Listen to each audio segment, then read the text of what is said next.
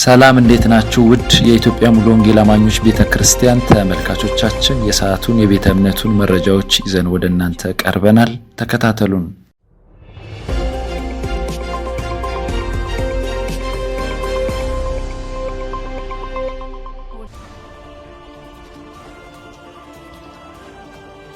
ለአገልጋዮች ስልጠና ተሰጠ።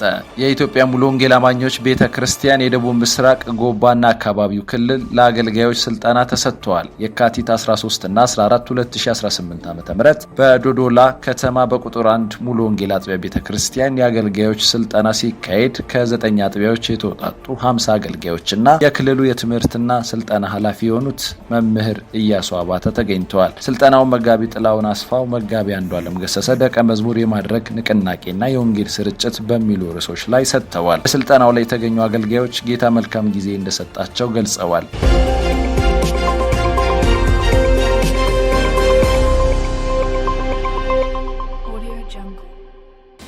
በልጆችና በወላጆች ግንኙነት ላይ ሲሰጥ የነበረው ስልጠና ተጠናቀቀ። የኢትዮጵያ ሙሉ ወንጌል አማኞች ቤተክርስቲያን በልጆች አስተዳደግ ላይ በሐዋሳ ከተማ ሲሰጥ የነበረው ስልጠና ተጠናቋል። ስልጠናውን ሲሰጡ የቆዩት ነዋሪነታቸውን በኖርዌይ የሆኑት እህት አጥናፍ ብርሃኑና ባለቤታቸው ወንድም ጋይም ክብረአብ እንዲሁም የክልሉ ፕሬዝዳንት መጋቢ ሰለሞንና የቤተ እምነቱ የአገልግሎቱ አስተባባሪ ሲሆኑ ጥሪ የተደረገላቸው የአጥቢያ ተወካዮች እንግዶች ተገኝተዋል። ሰልጣኞች በሁለት ዙር ስልጠናቸውን የተከታተሉ ሲሆን ወደ የአጥቢያዎቻቸው በመመለስ ለ8 ሳምንታት በማስተማር ላይ ቆይተው ተግባራዊ ምዘናውን ያጠናቀቁ በመሆናቸው ዲፕሎማ ተሰጥቷቸዋል። ይህ ስልጠና ከዚህ ቀደም በሌሎች ክልሎች ሲሰጥ የቆየ ሲሆን በቀጣይም በሌሎች ክልሎች ለማካሄድ የታቀደ መሆኑን ከአገልግሎት ክፍሉ ያገኘነው መረጃ ያመላክታል።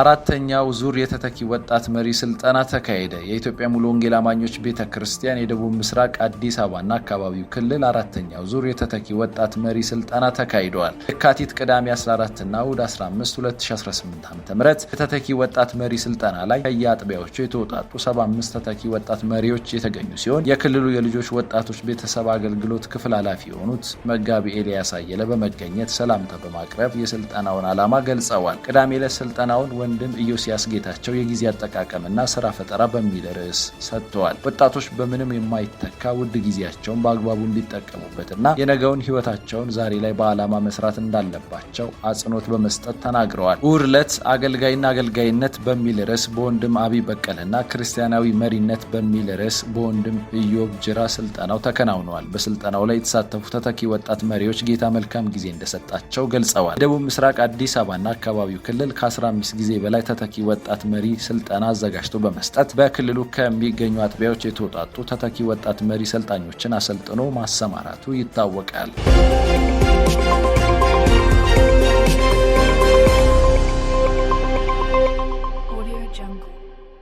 የቤተሰብና ጋብቻ ማማከር አገልግሎት ላይ ስልጠና የወሰዱ ሰልጣኞች የእውቅና ሰርተፍኬት ተሰጣቸው። የኢትዮጵያ ሙሉ ወንጌል አማኞች ቤተክርስቲያን የደቡብ ምዕራብ አዲስ አበባና አካባቢው ክልል የቤተሰብና ጋብቻ ማማከር አገልግሎት ላይ ስልጠና የወሰዱ ሰልጣኞች የእውቅና ሰርተፍኬት ተሰጥቷቸዋል። ቅዳሜ የካቲት 14 እና 15 2018 ዓ.ም ለሁለተኛ ዙር ከ42 አጥቢያ የተውጣጡ 60 የቤተሰብ ጋብቻና ማማከር አገልግሎት ሰልጣኞች በክልሉ ፕሬዝዳንት መጋቢ አእምሮ መልካሙ የእውቅና ሰርተፍኬት ተሰጥቷቸዋል።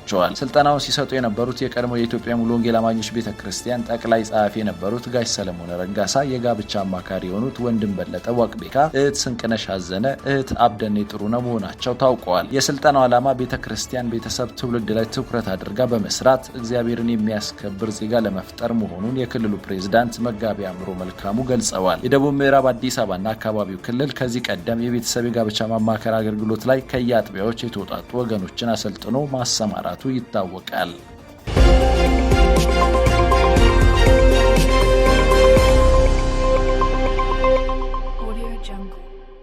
የመሪዎችና የአገልጋዮች ስልጠና ተካሄደ። የኢትዮጵያ ሙሉ ወንጌል አማኞች ቤተክርስቲያን የማዕከላዊ ምዕራብ ሸዋ አካባቢው ክልል የሙሉ ጊዜ አገልጋዮችና የመሪዎች ስልጠና ተካሄደ። የካቲት 14 እስከ 12 2018 ዓ.ም ለሁለት ቀናት በተካሄደው ስልጠና ላይ ከ105 አጥቢያዎች የተውጣጡ 205 መሪዎችና የሙሉ ጊዜ አገልጋዮች ተሳትፈዋል። ስልጠናውን የሰጡት መጋቢ ብርሃኑ ታረቀኝ፣ ፓስተር ከበደ ይልማና ነቢይ ሰክሰስ ኢማኑኤል ሲሆኑ ዘማሪ ታማኝ ሙሉነ በዝማሬ አገልግለዋል።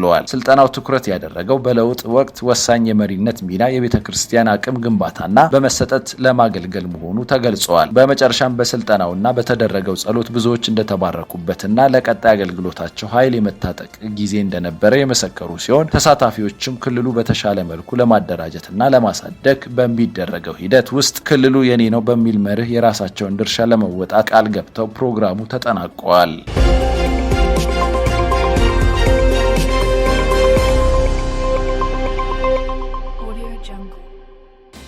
አራተኛው ዙር የተተኪ ወጣት መሪ ስልጠና ተካሄደ። የኢትዮጵያ ሙሉ ወንጌል አማኞች ቤተክርስቲያን በሰሜን ምዕራብ አዲስ አበባና አካባቢው ክልል ከተለያዩ አጥቢያ ቤተክርስቲያን የተውጣጡ 52 ተተኪ ወጣት መሪዎች የተገኙበት አራተኛው ዙር ስልጠና የካቲት 15 እና 16 2018 ዓ.ም በክልሉ ቢሮ የተካሄደ ሲሆን የራዕይ ህይወትና በራዕይ መመራት በሚል ርዕስ በመጋቢ ጌታውን ሰለሞን ቅዳሜ ቀን ሲሰጥ፣ ተግባራዊ የወጣት ማማከርና ሜንቶሪንግ በሚል ርዕስ በመጋቢ ሽመልስ ጠጅ እሁድ ተሰጥቷል።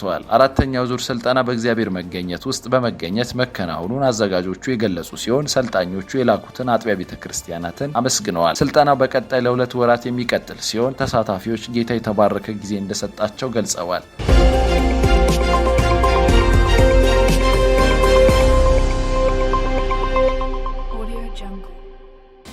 የተተኪ ወጣት መሪ ስልጠና ተካሄደ።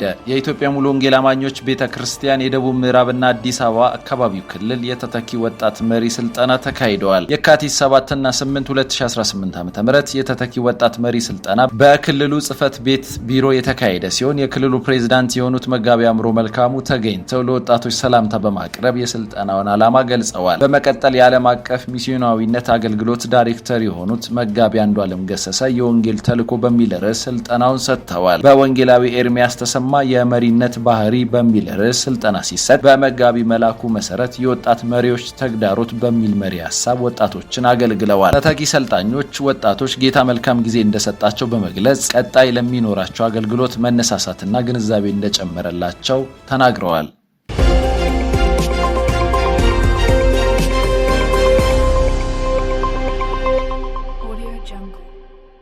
የቅዱሳኑ ሞት በእግዚአብሔር ፊት የከበረ ነው። መዝሙር 116 ቁጥር 15። የወንጌላዊ በለጠ አስፋው የቀብር ስነ ስርዓት በክብር ተፈጸመ። አርብ የካቲት 13 2018 ዓ.ም በጉለሌ ጳውሎስ ሙሉ ወንጌል አጥቢያ ቤተክርስቲያን ከጠዋቱ 3 ሰዓት ጀምሮ የወንጌላዊ በለጠ አስፋው የአስክሬን ሽኝት የተካሄደ ሲሆን የኢትዮጵያ ሙሉ ወንጌል አማኞች ቤተክርስቲያን ፕሬዝዳንት መጋቢ ላኮ በዳሶ፣ ምክትል ፕሬዝዳንት መጋቢ ለወየው ስንሻው፣ የሰሜን ምዕራብ አዲስ አበባና አካባቢው ክልል ፕሬዝዳንት መጋቢ ሰለሞን በንቲ፣ የወንጌላዊ በለጠ አስፋው ቤተሰቦች፣ ወዳጆች፣ የአገልግሎት አጋሮቻቸውና መላው የጉለሌ ሙሉ ወንጌል አጥቢያ ምዕመን ተገኝተዋል። መጋቢ ሳሙኤል ፊጤ በጸሎት በመክፈት መርሃ ግብሩን መርተዋል። በቤተ ክርስቲያኗ መዘምራን ቡድን ዝማሬ ቀርቦ ጉባኤው እግዚአብሔርን አምልከዋል። በመጋቢ ሰለሞን በንቲ ሰማያዊው ሀገር በሚል ርዕስ 1ኛ ቆሮንቶስ ምዕራፍ 15 ቁጥር 13 ያለውን ቃል በመጥቀስ ይህ የሚበሰብሰው የማይበሰብሰውን ሊለብስ፣ ይህ የሚሞተው የማይሞተውን ሊለብስ ይገባዋልና በማለት የእግዚአብሔርን ቃል መልእክት ለጉባኤው በማቅረብ አጽናንተዋል። በመቀጠል መጋቢ ላኮ በዳሶ ወንጌላዊ በለጠ አስፋው አገልግሎቱን በክብር ጨርሶ ወደሚናፍቀው ጌታ እቅፍ ሄደዋል። በሩጫ ውድድር የጀመረው ሁሉ እንደማይጨርስ ኃላፊነቱን በአግባቡ ለተወጣና ሩጫውን በድል ላጠናቀቀ ሯጭ ግን እንደ ሀገርና ሕዝብ ሽልማት እንደሚጠብቀው ሁሉ ወንጌላዊ በለጠ አስፋው የሰጣቸውን የወንጌል አደራ በክብር ጨርሰው በመሄዳቸው አምላካቸውን እግዚአብሔርን አክብረዋል። በዚህም ልንደሰት እንጂ ልናዝን አይገባም። እኛም የተሰጠንን የወንጌል አደራ እንደ ወንጌላዊ በለጠ አስፋው አግባቡ ተወጥተን ሩጫችንን በክብር እንጨርስ ሲሉ መልእክታቸውን አስተላልፈዋል። የወንጌላዊ በለጠ አስፋው ልጆቻቸውና ባለቤታቸው አባታችን የክርስቶስ ኢየሱስ ሕይወትን በተግባር በማሳየት በዘመኑ ሁሉ ወንጌልን ብቻ በመስበክ የእግዚአብሔርን አባትነት አደራ በታማኝነት የተወጣ ደግ፣ ሰውን ሁሉ በክርስቶስ ፍቅር እኩል የሚወድ በአገልግሎቱ በመሰጠት ምሳሌነት የተሞላ ሕይወት ኖሮ ማለፉን መስክረዋል። የወንጌላዊ በለጠ አስፋው የቀብር ስነ ስርዓት በወንጌላዊ መካነ መቃብር በቅዱስ ጴጥሮስ ወበጳውሎስ ዊንጌት ቤተሰቦቻቸው፣ ወዳጆቻቸው በማድረጋቸው መላው ምዕመን በመገኘት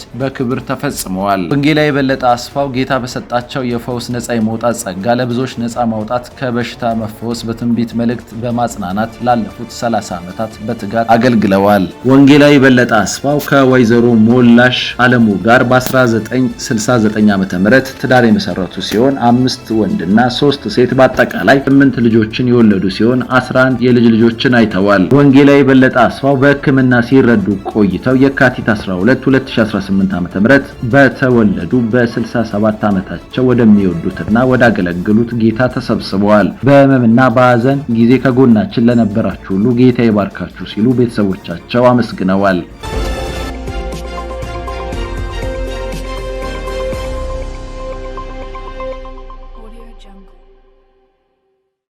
ውድ ተመልካቾቻችን የሰዓቱ መረጃዎች ይህንን ይመስሉ ነበረ። ሶሻል ሚዲያዎቻችንን ሰብስክራይብ፣ ላይክ፣ ሼር በማድረግ ቤተሰብ እንድትሆኑ በጌታ ፍቅር እንጠይቃለን።